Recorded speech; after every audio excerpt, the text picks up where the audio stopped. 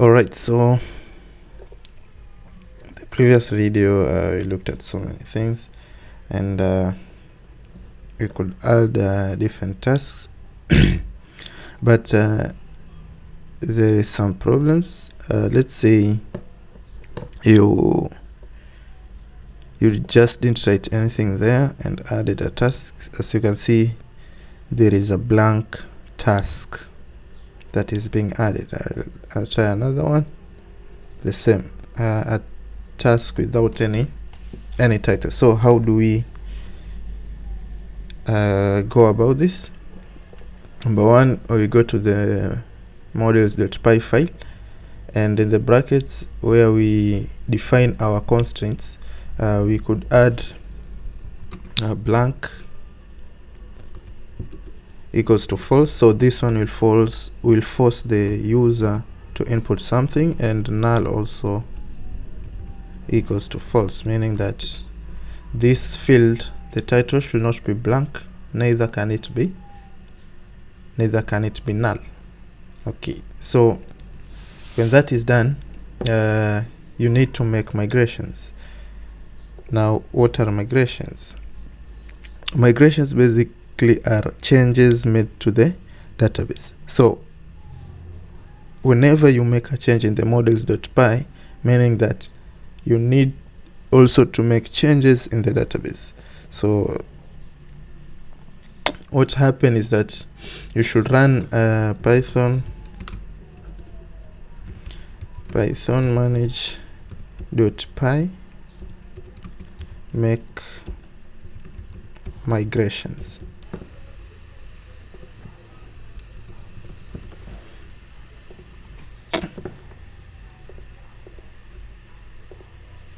Now when that is done, the next thing we can go and do is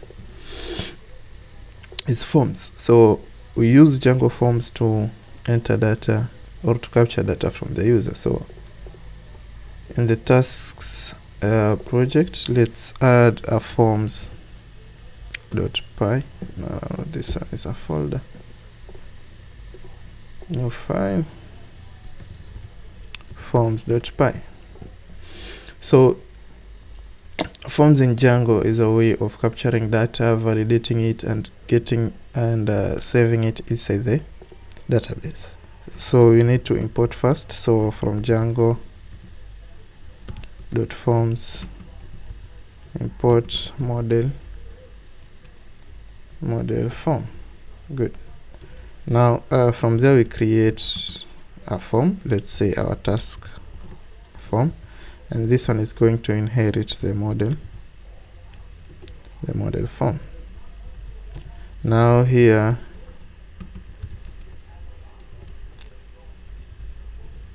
number one, we specify the model. So the model is task. Let's import it from the models.py. So from .models import task,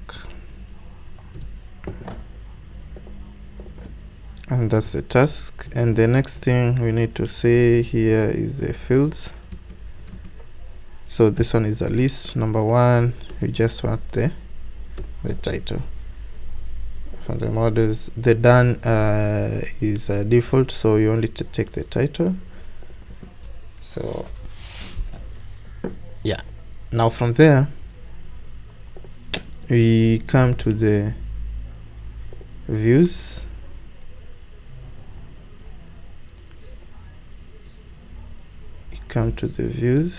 And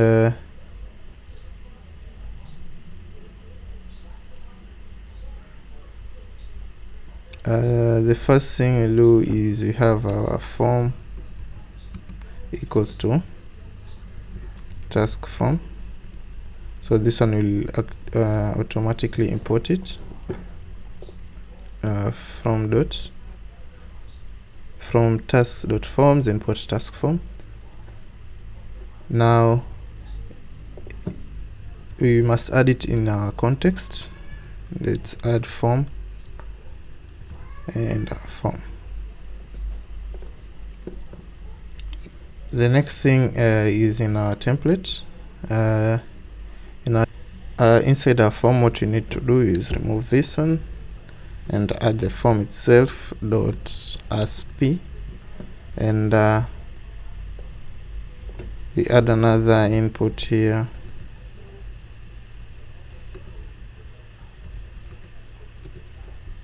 of submit. So let's refresh.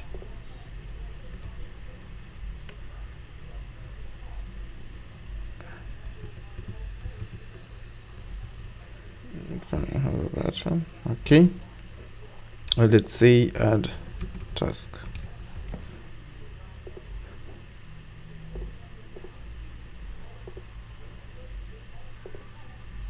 Okay, as you can see now, it has put some validation.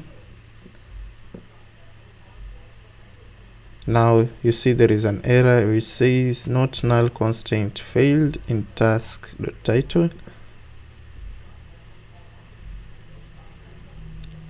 Let's look to correct it. So inside the views, now this is through the form here. Now we need to, inside the post request, we need to take the form and create it. So how do we do it? Number one, we take the form. So we say form equals to the task form, and inside here we pass in the request dot post. Now from there we can look at if form is valid. Form dot is if it's valid. Now if the form is valid, what do? We save it. So form, let's put if the form dot save.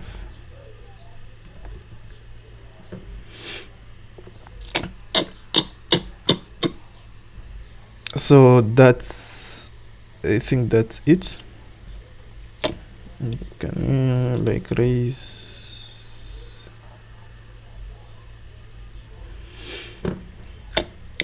Okay, so let's refresh our page here and try another task.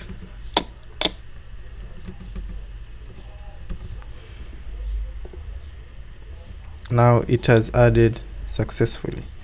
What if it's a blank one? Now you see if it's blank, we cannot even add any task. So whenever you have big data and you want to confirm if the form has correct values, what you need to do is to create the forms. So how do we create it? I'll just go through it very fast. Number one, you create the forms.py file. Inside the form.py files, you import the model form. So from django.forms, import model form. Now you create a class and name it whenever you want, but you must inherit from the model.form. Now you create the class meta, which you specify which model you want the form to use and the fields that you want them to be seen. Next, you go to the views.py, you initialize the form, then you pass it in as a context in the context dictionary and pass it through to the template. Now in the template, what you need to do is just write form.asp and a submit button. Now after that, you need to handle the form when there is a post request or when someone saves it. Now you take the form and pass in the post data. Now the post data is found in the request, so it's request.post. Now the data, whichever data the user has entered, is going to be captured and entered in the form. Now you need to check if the form is valid. If it's valid, then you save it. Okay, thank you. Let's meet in the next video where I will be talking about the admin panel.